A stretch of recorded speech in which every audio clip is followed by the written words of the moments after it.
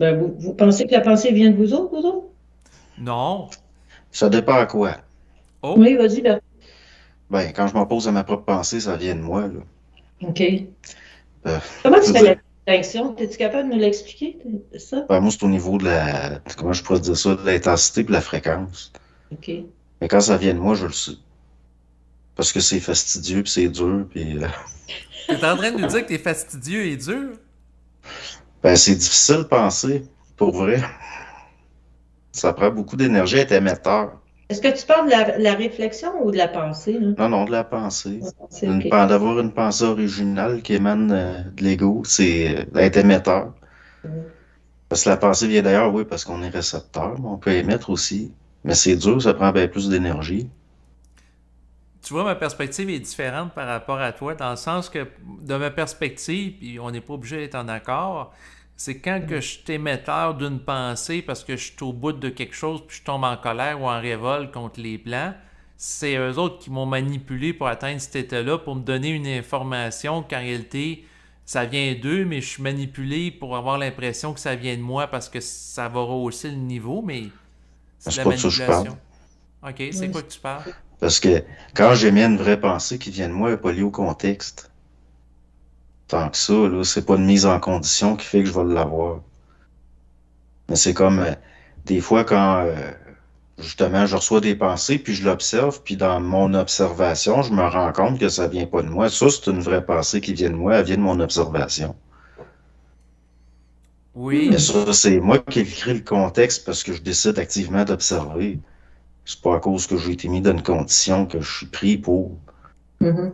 Mais si on parle d'une pensée créative, donc une idée nouvelle, est-ce que l'observation de la pensée peut t'amener à cet état-là ou Non, quand j'ai de la pensée créative, souvent ça vient pas de moi. ben c'est là que je l'ai emmené, c'est ça que je voulais faire allusion, j'aurais dû clarifier mon propos, qu'il y a un contexte qui amène ça.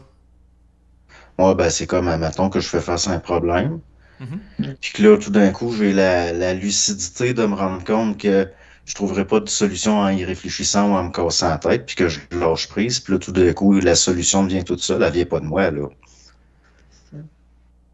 Ça, je suis d'accord avec Bertrand. C'est comme ça que ça fonctionne. Il exprime bien, fait que j'en ajoute pas. C'est ça. C'est vraiment ça. Quand j'ai pas de solution à un problème, puis que je me mets trop à chercher par moi-même, je décroche, puis maintenant, je vais avoir la réponse. Puis ça débarque. Puis l'action, ça passe à l'action directe en passant. Quand tu as une pensée créative, ça pousse à une action, hein? Ben, Non? tu vois tout de suite ce qu'il faut que tu fasses, fait que C'est ça. t'as juste à te laisser aller, à le faire. À moins que la C'est laisser. personne ait des résistances parce qu'elle est sous emprise astrale. Ouais, ben, dans ce temps-là, c'est là que ça peut être dangereux, parce que la solution, des fois, ça va amener des problèmes. Les solutions qu'on reçoit, des fois, c'est des problèmes, là. C'est-à-dire, c'est comme quelqu'un qui, je sais pas, moi, qui a vidé sa paye des machines à sous, puis il reçoit l'idée, je vais aller me refaire, ça, c'est pas une solution, mais ça vient pas de lui non plus, là. Mhm. Mhm. Comment détecter des pensées qui nous mettent dans la marde versus une pensée qui est créative? Ça serait pertinent de la développer, celle-là, mais c'est pas. Parce que c'est une vibration, c'est difficile à expliquer, hein. Ben, la pensée créative, elle vient du double. Oui. Mais Fait comment que, les gens peuvent détecter moi, j'associe, en tout cas, comment moi ça passe dans mon espace de boîte, là. Quand c'est astral, quand j'ai une information astrale, je le sais parce que ça n'a pas la même saveur. Mais j'ai toujours dit, hein, mais j'arrive pas à le définir autrement. Ça goûte pas la même chose, ça parle pas de la même façon. Ça donne une saveur il y a une coloration, il y a toujours une petite crise d'émotion qui vient là-dedans. Il y a toujours un petit quelque chose, là.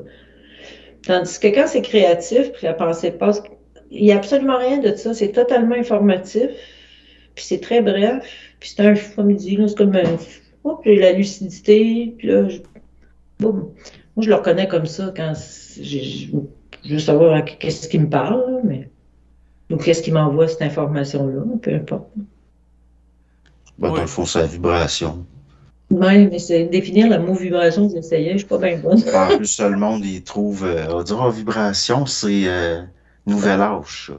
Ben oui, là, c'est tout le monde l'utilise, ce mot-là, en plus, hein, la vibe. J'ai pas la vibe. Ouais, c'est Ouais, pas ça. c'est ça. Ouais, ben il y avait les Alors, Beach Boys avec la chanson Good Vibration. Ça date de longtemps, là, des années 1960. Mais bref, c'est un mot fourre-tout, vibration.